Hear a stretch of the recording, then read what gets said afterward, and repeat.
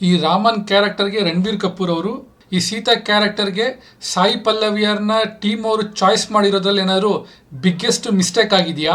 ಜಟಾಯು ಅಂದರೆ ನಿಜವಾಗ್ಲೂ ಅದೊಂದು ಪಕ್ಷಿನ ಅಥವಾ ವಾಲ್ಮೀಕಿ ರಾಮಾಯಣ ಪ್ರಕಾರ ಬೇರೆ ಇನ್ನೇನಾದರೂ ಆಗಿದೆಯಾ? ಈ ರಾವಣ ಈ ಸೀತೆನ ಕಿಡ್ನ್ಯಾಪ್ ಮಾಡಬೇಕಾದ್ರೆ ನಿಜವಾಗ್ಲೂ ಪುಷ್ಪಕ ವಿಮಾನದಲ್ಲಿ ಬಂದಿದ್ದ? ಲಕ್ಷ್ಮಣ ರೇಖೆ ಅನ್ನೋ ಕಾನ್ಸೆಪ್ಟ್ ಇದೆಯಾ? ರಾವಣ ಕಾಲಲ್ಲಿ ಈ ಸಿಂಹದ್ವಾರನ ಒದ್ದು ಯಾವ ರಾಜ್ಯಕ್ಕೆ ಹೋಗ್ತಾನೆ? ಮತ್ತೆ ಈ ರಾಜ್ಯದಲ್ಲಿ ಇರೋ ಸೈನಿಕರು ಬ್ಲೂ ಕಲರ್ ಡ್ರೆಸ್ಸು ಬ್ಲ್ಯಾಕ್ ಕಲರಿಗೆ ಯಾಕೆ ಟರ್ನ್ ಆಗುತ್ತೆ? 4 ಟಸ್ಕ್ಡ್ ಎಲಿಫೆಂಟ್ ಅನ್ನೋದು ಇದೆಯಾ? ಶೂರ್ಪಣಖ ಯಾಕೆ ಈ ಟ್ರೈಲರಲ್ಲಿ ಜನಸ್ಥಾನ ಅಂತ ಮೆನ್ಷನ್ ಮಾಡ್ತಾಳೆ? ರಾವಣ ಒಂದು ರಾಜ್ಯನ ಗೆದ್ಮೇಲೂ ಮತ್ತೆ ಯಾರ ಜೊತೆ ಯುದ್ಧ ಮಾಡ್ತಾ ಇದ್ದಾನೆ? ವಿವೇಕ್ ಒಬಿರಾಯ್ ಮಾಡಿರೋ ಈ ಕ್ಯಾರೆಕ್ಟರ್ ಯಾವುದು? ಈ ವನವಾಸದಲ್ಲಿ ಈ ರಾಮ ಯಾರ ಜೊತೆ ಯುದ್ಧ ಮಾಡ್ತಾ ಇದ್ದಾನೆ? ಮತ್ತು ಲಾಸ್ಟಿಗೆ ಈ ಕುಂಭಕರ್ಣ ಪಾರ್ಟ್ 1 ಯಾಕೆ ಬರ್ತಾನೆ ಅಂತ ಪ್ರತಿಯೊಂದನ್ನು ಕಂಪ್ಲೀಟಾಗಿ ಬ್ರೇಕ್ ಡೌನ್ ಮಾಡ್ತೀನಿ. ನಮಸ್ಕಾರ ಕರುನಾಡಿಗೆ, ನಮ್ಮ ಕತೆ ನಿಮ್ಮ ಜೊತೆಗೆ ಸ್ವಾಗತ. ಫಸ್ಟು ಈ ಕಮೆಂಟ್ಸ್ ನೋಡ್ಬಿಡಿ. Ram does not look like Ram, Sita does not look like Sita, but Ravan ಅಂತ ಹೇಳ್ಬಿಟ್ಟು ಒಂದು ಬೆಂಕಿ ಸಿಂಬಲ್ ಹಾಕಿದ್ದಾರೆ. ಕಮೆಂಟ್ಸ್ ನನಗೆ ಓದ್ತಾ ಹೋಗಿ, sorry I can't see Ranbir Kapoor as Ram, but Yash as Ravan is so perfect. Next, my eyes still cannot accept Ranbir Kapoor as Prabhu Shriram ಅಂತ ಈ ರಾಮಾಯಣ ಟ್ರೈಲರಲ್ಲಿ ಸಿಕ್ಕಿರೋ ಕಾಮೆಂಟ್ಸ್ ಇದು. ಈ ಥರ ಯಾಕೆ ಆಗ್ತಾ ಇದೆ ಗೊತ್ತಾ? ನಿಮ್ಮೆಲ್ಲರಿಗೂ ಗೊತ್ತಿರೋ ಹಾಗೆ ರಣಬೀರ್ ಕಪೂರ್ ಅವ್ರದ್ದು ಪ್ರೀವಿಯಸ್ ಫಿಲಮು ಅನಿಮಲಲ್ಲಿ ವೈಲೆನ್ಸ್ ಇದೆ, ನ್ಯೂಡಿಟಿ ಇದೆ, ಎ ರೇಟೆಡ್ ಫಿಲಮ್ ಇದೆ. ಮತ್ತು ರಣಬೀರ್ ಕಪೂರ್ ಅವ್ರದ್ದು ಪರ್ಸ್ನಲ್ ಲೈಫ್ನ ಅಬ್ಸರ್ವ್ ಮಾಡಿದರೆ ಸುಮಾರು ಒಂದಷ್ಟು ಬ್ರೇಕಪ್ಸ್ ಕೂಡ ಆಗಿದೆ. 2022 ಅಲ್ಲಿ ಇವ್ರ ಕಡೆಯಿಂದ ಒಂದು ಕಾಂಟ್ರವರ್ಸಿ ಆಗಿತ್ತು. ಇಂಡಿಯನ್ ಸೋಲ್ಜರ್ಸು ಪಾಕಿಸ್ತಾನ್ ಅವರಿಗೆ ಟೆರರಿಸ್ಟ್ ಥರ ಕಾಣಿಸ್ತಾರೆ ಅಂತ. ಸೊ ಇವಾಗ ನೆಕ್ಸ್ಟ್ ಇನ್ನೊಂದು ಕಮೆಂಟ್ ನೋಡಿ ಗೊತ್ತಾಗತ್ತೆ, Ramayana trailer is incomplete without Hanuman ji's glimpse and Vanar Sena. Very simple, ನಮಗೆ ಗೊತ್ತಿರೋ ಹಾಗೆ ವಾಲ್ಮೀಕಿ ಬರ್ದಿರೋದು ಬಾಲ ಅಯೋಧ್ಯೆ ಅರಣ್ಯ ಕಿಷ್ಕಿಂದ ಸುಂದರ ಯುದ್ಧಕಾಂಡ. ಹನುಮಂತ ಬರೋದು ಕಿಷ್ಕಿಂದ ಖಂಡದಲ್ಲಿ. ಸೊ ಇದು ಪಾರ್ಟ್ 2 ಅಲ್ಲಿ ಬರುತ್ತೆ. ಈ ಸಿನಿಮಾ ಎಂಡ್ ಆಗೋದು ರಾವಣ ಸೀತೆನ ಅಪಹರಣ ಮಾಡೋದ್ರ ಮೂಲಕ. ವಾಲ್ಮೀಕಿ ರಾಮಾಯಣದಲ್ಲಿ 6 ಖಂಡ ಇದೆ, ಬಟ್ ನಮಗೆ ಇನ್ನೊಂದು ಖಂಡ ಸಿಗುತ್ತೆ, ಅದನ್ನು ಉತ್ತರಖಂಡ ಅಂತ ನಾವು ಕರಿತೀವಿ. ಈ 6 ಖಂಡದಲ್ಲಿ ಒಂದು ಕಾವ್ಯಾತ್ಮಕವಾಗಿ ಬರೆದಿದ್ದಾರೆ ವಾಲ್ಮೀಕಿಯವರು, ಆದರೆ ಈ ಉತ್ತರಾಖಂಡದಲ್ಲಿ ಯಾವುದೇ ರೀತಿ ಕಾವ್ಯಾತ್ಮಕ ಇಲ್ಲ. ಜೊತೆಗೆ ಇದರಲ್ಲಿ ಜಾಸ್ತಿ ನಮಗೆ ರಾವಣಂದ ಬ್ಯಾಕ್ ಸ್ಟೋರಿ ಸಿಗತ್ತೆ. ಈ ಟ್ರೈಲರಲ್ಲಿ ನಮಗೆ ತೋರಿಸಿರೋ ಶಾರ್ಟ್ಸ್ ಎಲ್ಲ ರಿಲೇಟೆಡ್ ಟು ರಾವಣ ಎಲ್ಲ ಈ ಉತ್ತರಾಖಂಡದಲ್ಲಿ ಸಂಬಂಧಪಟ್ಟಿದ್ದಂಗೆ. ಕೆಲವೊಬ್ರು ರಿಸರ್ಚರ್ಸ್ ಅಂತೂ ಹೆಂಗಿದ್ದಾರೆ ಅಂತ ಹೇಳಿದ್ರೆ, ಈ ಉತ್ತರಾಖಂಡನ ವಾಲ್ಮೀಕಿ ಬರ್ದಿಲ್ಲ, ಇದನ್ನು ನಾವು ಅಕ್ಸೆಪ್ಟ್ ಮಾಡ್ಕೊಳ್ಳೋಕ್ಕೆ ಚಾನ್ಸೇ ಇಲ್ಲ ಅಂತ ಹೇಳ್ತಾರೆ. ಯಾಕೆ ಅಂತ ಹೇಳಿದರೆ, ರಾಮಾಯಣ ಅಂತ ಹೇಳಿದರೆ ದ ಜರ್ನಿ ಆಫ್ ರಾಮ ಅಂತ, ಅಂದರೆ it's ends with coronation of Rama, ಅಂದರೆ ರಾಮನ ಪಟ್ಟಾಭಿಷೇಕ ಮೂಲಕ ಆ ವಾಲ್ಮೀಕಿ ರಾಮಾಯಣ ಅನ್ನೋದು ಮುಗಿಯುತ್ತೆ. ಈ ಟ್ರೈಲರಲ್ಲೂ ನಾನು ನೋಡಿರೋ ಶಾರ್ಟ್ಸಲ್ಲಿ ಸುಮಾರು ಉತ್ತರಾಖಂಡದಲ್ಲಿರೋ ಟಾಪಿಕ್ಸ್ನ ತಗೊಂಡು ಹಾಕಿದ್ದಾರೆ. ಅದೇನು ಅಂತ ಮತ್ತೆ ನಾನು ನೆಕ್ಸ್ಟ್ ಎಕ್ಸ್ಪ್ಲೇನ್ ಮಾಡ್ತಾ ಹೋಗ್ತೀನಿ. ಈ ವಿಡಿಯೋ ಫುಲ್ ನೋಡಿದ ಮೇಲೆ ಯಾರು ಈ ಥರ ಬ್ರೇಕ್ ಡೌನ್ ಮಾಡಿಲ್ಲ ಅಂದರೆ ಮಾತ್ರ ಸಬ್ಸ್ಕ್ರೈಬ್ ಮಾಡ್ಕೊಳ್ಳಿ, ಬೆಲ್ ಐಕನ್ನ ಮಿಸ್ ಮಾಡಬೇಡಿ. ಆ್ಯಕ್ಚುಲಿ ನೀವು ವಾಲ್ಮೀಕಿ ರಾಮಾಯಣ ತೆಗೆದು ನೋಡಿದರೆ ರಾವಣ ಮತ್ತು ಜಟಾಯು ಮಧ್ಯೆ ಕಾನ್ವರ್ಸೇಷನ್ಸ್ ಆಗತ್ತೆ. ಕಾನ್ವರ್ಸೇಷನ್ ಆಯಿತು ಅಂತ ಹೇಳಿದರೆ ಅದು ಪಕ್ಷಿ ಆಗೋಕ್ಕೆ ಪ್ರಾಕ್ಟಿಕಲಿ ಇಟ್ಸ್ ಇಂಪಾಸಿಬಲ್. ಆಮೇಲೆ ನಾನು ಸುಮಾರು ಓದ್ಕೊಂಡಿರೋದ್ರಿಂದ ನನಗೆ ಕ್ಲಿಯರಾಗಿ ಅನಿಸತ್ತೆ, ಈ ಜಟಾಯು ಅನ್ನೋದು ಯಾವುದೇ ರೀತಿ ಪಕ್ಷಿ ಅಲ್ಲ, ಅದು ಒಬ್ಬ ಮನುಷ್ಯ ಅಂತ. ಮತ್ತೆ ನೀವು ಅನ್ಬೋದು, ಮತ್ತು ಅದನ್ನು ಪಕ್ಷಿಗಳ ರಾಜ ಅಂತ ಯಾಕೆ ಕರೀತಾರೆ ಅಂತ. It's very simple. ರಾಮಾಯಣ ಆಗಿರೋದು ಥೌಸಂಡ್ಸ್ ಆಫ್ ಇಯರ್ಸ್ ಬ್ಯಾಕ್, ಓಕೆನಾ? ಸೊ ಆ ಟೈಮಲ್ಲಿ ಈ ಫಾರೆಸ್ಟ್ ಪರ್ಸನ್ನು ಎಸ್ಪೆಷಲಿ ಜಟಾಯು ಬಂದು ಈ ವಲ್ಚರ್ ವೇಷನ ಹಾಕೋತಾ ಇರ್ತಾನೆ. ಆಮೇಲೆ ಇವಾಗ ಈ ಜಟಾಯುನ ಈ ವಲ್ಚರ್ ಥರ ತೋರಿಸೋದಿದೆಯಲ್ಲ, ಇದೆಲ್ಲ ನಮಗೆ ಈ ರೀಸೆಂಟ್ ಡೆವಲಪ್ಮೆಂಟ್, ಅಂದರೆ ಒಂದು 100, 200, 300 ಇಯರ್ಸಿಂದ ಆಗಿರೋದು. ಅದು ಎಸ್ಪೆಷಲಿ ಪೇಂಟಿಂಗ್ ಮೂಲಕ, ಆಮೇಲೆ ರಮಾನಂದ್ ಸಾಗರ್ ಅವರ ರಾಮಾಯಣದ ಮೂಲಕ ಆಗಿರೋದು. ಇದೇ ಎಕ್ಸಾಕ್ಟ್ಲಿ ಅಂತ ನೀವು ಅಂದ್ಕೊಳ್ಳೋಕ್ಕೆ ಹೋಗ್ಬೇಡಿ, ಯಾಕೆಂತೇಳಿ ದಟ್ ಇಸ್ ಪ್ರಾಕ್ಟಿಕಲ್ ಇಂಪಾಸಿಬಲ್ ಅಷ್ಟೇ. ಈ ರಾಮ ಮತ್ತು ಜಟಾಯುದು ಯುದ್ಧ ಆಗತ್ತಲ್ಲ, ಅದೆಲ್ಲೂ ಆಕಾಶದಲ್ಲಿ ಆಗಲ್ಲ. ಅರಣ್ಯಕಾಂಡದಲ್ಲಿ ನೀವು ಸೀತೆನ ಅಪಹರಣ ಮಾಡಬೇಕಾದ್ರೆ ನೋಡಿ, ರಾವಣ ಮತ್ತು ಜಟಾಯುದು ಯುದ್ಧ ಆಗೋದು ಲ್ಯಾಂಡಲ್ಲೇ, ಭೂಮಿ ಮೇಲೆ. So it's not in the air. Pushpaka ವಿಮಾನ ಅನ್ನೋದು ಯಾಕೆ ಫೇಮಸ್ ಗೊತ್ತಾ? ರಾಮ ರಾವಣನ ಸಾಯಿಸಿದ ಮೇಲೆ ಮತ್ತೆ ಅಯೋಧ್ಯೆಗೆ ಹೋಗ್ತಾನೆ. ಆವಾಗ ಈ ಪುಷ್ಪಕ ವಿಮಾನನ ರಾಮ ತಗೊಂಡೋಗ್ತಾನೆ. ಈ ಪುಷ್ಪಕ ವಿಮಾನ ಯಾರ್ದು ಅಂದರೆ ರಾವಣಂದು. ರಾವಣನ ಹತ್ರ ಫ್ಲೈಯಿಂಗ್ ಕ್ರಾಫ್ಟ್, ಏರ್ ಕ್ರಾಫ್ಟ್, ಈ ಪುಷ್ಪಕ ವಿಮಾನ ಒಂದೇನಾ? ಅಲ್ಲ. ಈ ರಾವಣ ಏನು ಮಾಡ್ತಾನೆ, ಅವನು ಸ್ಟೆಪ್ ಬ್ರದರ್ ಆಗಿರೋ ಕುಬೇರ ಇದನ್ನಲ್ಲ, ಆ ಕುಬೇರನ ರಾಜ್ಯನ ಆಕ್ಯುಪೈ ಮಾಡ್ಕೊತಾನೆ. ಅದೇ ಲಂಕಾ. ಈ ಕುಬೇರ ಎಷ್ಟು ಶ್ರೀಮಂತ ಅಂತ ಹೇಳಿದರೆ, ಈ ಆರ್ಕಿಟೆಕ್ಟ್ ಆಗಿರೋ ಆ ವಿಶ್ವಕರ್ಮನಿಂದ ಲಂಕನ ಬಿಲ್ಡ್ ಮಾಡ್ಕೊಂಡಿರ್ತಾನೆ.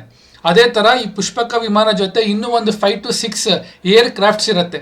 ಇದರಲ್ಲಿ ಪುಷ್ಪಕ ವಿಮಾನ ಯಾಕೆ ಫೇಮಸ್ ಅಂತ ಹೇಳಿದರೆ, ಇದರಲ್ಲಿ ಒಂದು ಹತ್ತತ್ರ ಒಂದು 100 to 200 ಪೀಪಲ್ ನೀವು ಹೋಗ್ಬೋದು ಅಂತ ಅನ್ಕೊಳ್ಳಿ. ಆ ದಿಕ್ಕೆ ಯೂಸ್ ಮಾಡಿರೋ ಪುಷ್ಪಕ ವಿಮಾನನ ಈ ಸೀತೆನ ಕಿಡ್ನಾಪ್ ಮಾಡಬೇಕಾದ್ರೂ ಪುಷ್ಪಕ ವಿಮಾನ ಯೂಸ್ ಮಾಡಿದ್ದಾರೆ ಅಂತ ಇದೊಂದು ರಾಂಗ್ ಡಿಸ್ಕ್ರಿಪ್ಷನ್ ಆಗಿದೆ. ಅದೇ ಪ್ಯಾಟರ್ನು ಈ ಸಿನಿಮಾದಲ್ಲೂ ಫಾಲೋ ಆಗಿರೋದು. ಡಿಸ್ಕ್ರಿಪ್ಷನ್ಸ್ ನೋಡಿದರೆ ಪುಷ್ಪಕ ವಿಮಾನ ಅಲ್ಲ, ಬೇರೆ ಏರ್ ಕ್ರಾಫ್ಟ್ ಯೂಸ್ ಮಾಡಿದ್ದಾನೆ ರಾವಣ ಅಂತ ಕ್ಲಿಯರಾಗಿ ಗೊತ್ತಾಗತ್ತೆ.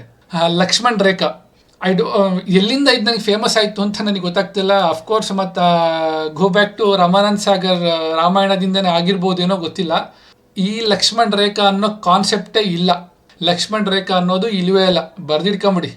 ಅಕಸ್ಮಾತ್ ನಿಮಗೇನಾದರೂ ಸಿಕ್ಕಿದರೆ ಕಮೆಂಟ್ ಬಾಕ್ಸಲ್ಲಿ ಕಮೆಂಟ್ ಮಾಡಿ, ಆಯಿತಾ? So next hidden detail previously explain ಮಾಡಿದೆ, ಮತ್ತೀಗ ಜಸ್ಟ್ ನಾನು ಗೋತ್ರೂ ಮಾಡ್ತೀನಿ. ಈ ರಾವಣ ಈ ರಾಜ್ಯಕ್ಕೆ ಬರೋದಿದೆಯಲ್ಲ, ಇದೇ ಕುಬೇರನ ರಾಜ್ಯ. ಅಲ್ಲಿರೋರ್ನೆಲ್ಲ ಇವನು ಸಾಯಿಸಿ ಅಟ್ಟಾಸ ಮೆರೆದು ಕುಬೇರನ ಹಿಮಾಲಯಕ್ಕೆ ಓಡಿಸ್ತಾನೆ. ಆಮೇಲೆ ಇವನು ಲಂಕಾನ ಇವನು ಹಿಡ್ತಕ್ಕೆ ತಗೊಳ್ಳೋದು. ಅದಕ್ಕೆ ನೋಡಿ, ಫಸ್ಟು ನಮಗೆ ಬ್ಲೂ ಕಲರ್ ಇರುತ್ತೆ ಆ ಸೈನಿಕರದ್ದು ಡ್ರೆಸ್ಸು. ಅವನಿಗೆ ಪಟ್ಟಾಭಿಷೇಕ ಆದಮೇಲೆ ಆ ಕಲರ್ ಹೆಂಗೆ ಬ್ಲ್ಯಾಕ್ ಕಲರ್ ಆಗತ್ತೆ ಅಂತ ನೀವು ಅಬ್ಸರ್ವ್ ಮಾಡ್ಬೋದು. ಈ ಬ್ಲೂ ಮತ್ತು ಬ್ಲ್ಯಾಕ್ ಕಲರ್ ಟ್ರಾನ್ಸ್ಫಾರ್ಮೇಷನ್ ವಾಲ್ಮೀಕಿ ರಾಮಾಯಣದಲ್ಲಿಲ್ಲ, ಬಟ್ ಇದು ಸಿನಿಮ್ಯಾಟಿಕ್ಕಾಗಿ ಯೂಸ್ ಮಾಡಿದ್ದಾರೆ. ಸೊ ಅಕ್ಸೆಪ್ಟ್ ಮಾಡ್ಕೊಳ್ಳೋಣ. ಇಲ್ಲೊಂದು ಸ್ವಲ್ಪ ಯಾಕೋ VFX CG ಏನೋ ಸ್ವಲ್ಪ ಮಿಸ್ ಹೊಡಿತಾ ಇದೆ ಅಂತ ಅನಿಸ್ತಾ ಇದೆ. ಲಂಕನ ಗೆದ್ದಿದ್ದಾನೆ, ಆಯಿತಾ? ಅದಾದಮೇಲೆ ಮತ್ತೆ ಯಾರ ಜೊತೆ ಯುದ್ಧ ಮಾಡ್ತಾ ಇದ್ದಾನೆ ಅಂತ ಹೇಳಿದರೆ ನಮ್ಗೆ ಡೈಲಾಗಲ್ಲಿ ಕ್ಲಿಯರ್ ಕಟ್ಟಾಗಿ ಮೆನ್ಷನ್ ಮಾಡಿದ್ದಾರೆ. ಅದು ದೇವಲೋಕ ಅಲ್ಲ, ಆ್ಯಕ್ಚುಲಿ ಅದು ಸ್ವರ್ಗಲೋಕ, ಅಂದರೆ ಇಂದ್ರ ಆಳ್ತಿರ್ತಾನಲ್ಲ ಅದು. ಆಮೇಲೆ ಮತ್ತೆ ಭೂಲೋಕ ಮತ್ತು ಪಾತಾಳ ಲೋಕ, ಈ ಮೂರಲ್ಲಿ ಯುದ್ಧ ಮಾಡಿಬಿಟ್ಟು ಇವನ್ ಕಂಟ್ರೋಲಿಗೆ ತಗೊತಾನೆ. ಬಟ್ ಇಲ್ಲೊಂದು ಪ್ರಾಬ್ಲಮ್ ಕ್ರಿಯೇಟ್ ಆಗಿದೆ. ಈ ಪ್ರಾಬ್ಲಮ್ ಏನು ಅಂತ ಹೇಳಿದರೆ, ಇದನ್ನು ಆ್ಯಕ್ಚುಲಿ 4 ಟಸ್ಕ್ಡ್ ಎಲಿಫೆಂಟ್ ಇದೆಯಲ್ಲ, ಇದನ್ನು ಐರಾವತ ಅಂತ ಮೇ ಬಿ ಅದ್ರ ಮೇಲೆ ಇರೋದು ಇಂದ್ರ ಅಂತ ಅನ್ಸುತ್ತೆ. ಐರಾವತ ಇರೋದು ಇಂದ್ರನ ಹತ್ರ. ಅದು 4 ಟಸ್ಕ್ಡ್ ಎಲಿಫೆಂಟ್ ಇಲ್ಲ, ಅದು ಬೇರೆ ಹತ್ರ ಡಿಸ್ಕ್ರಿಪ್ಷನ್ಸ್ ಇದೆ. ಈ 4 ಟಸ್ಕ್ಡ್ ಎಲಿಫೆಂಟ್ ಮೇ ಬಿ ಡೈರೆಕ್ಟ್ ಯಾವ ಥರ ತೊಗೊಂಡಿರ್ಬೋದು ಅಂತ ಹೇಳಿದರೆ, ಈ ರಾವಣನ ಲಂಕಾದಲ್ಲಿ ಈ ಎಂಟ್ರಿಲಿ ದ್ವಾರ ಇರುತ್ತಲ್ಲ, ಅಲ್ಲಿ 2 4 ಟಸ್ಕ್ಡ್ ಎಲಿಫೆಂಟ್ ಇರುತ್ತೆ ಅನ್ನೋದು ಮೆನ್ಷನ್ ಮಾಡಿದ್ದಾರೆ. ಅದನ್ನ ಇಲ್ಲಿ ಸಿನಿಮ್ಯಾಟಿಕ್ ಲಿಬರ್ಟಿ ತಗೊಂಡು ಯೂಸ್ ಮಾಡಿದ್ದಾರೆ. ಇದ್ರ ಜೊತೆಗೆ ಇವಾಗ ನಿಮ್ಗೆ ಕ್ಲಿಯರಾಗಿ ಅಬ್ಸರ್ವ್ ಮಾಡಿದ್ರೆ ಗೊತ್ತಾಗತ್ತೆ, ಒಂದು ಸ್ಮಾಲ್ ಕ್ಯಾರೆಕ್ಟರ್ ಬರ್ತಿದೆ, ಡೈರೆಕ್ಟಾಗಿ ಅದಕ್ಕೆ ಡ್ಯಾಶ್ ಹೊಡಿತೇನೆ ಟ್ರೈಲರಲ್ಲಿ ನಮಗೆ ಗೊತ್ತಾಗತ್ತೆ. ಅದು ಯಾರು ಅಂತ ಹೇಳಿದರೆ ರಾವಣ.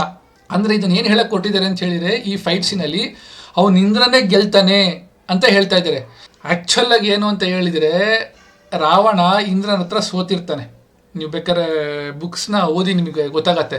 ಬಟ್ ಇಂದ್ರನ ಕಾಂಕರ್ ಮಾಡೋದು ಯಾರು? ಈ ರಾವಣನ ಮಗ ಮೇಘಾನಂದ. ಅದಕ್ಕೆ ಅವನ ಹೆಸರು ಇಂದ್ರಜಿತ್ ಅಂತ. ಓಕೆ, ಸೊ ನೆಕ್ಸ್ಟ್ ಇದನ್ನು ಡೀಟೇಲಿಗೆ ಹೋಗ್ತೀನಿ.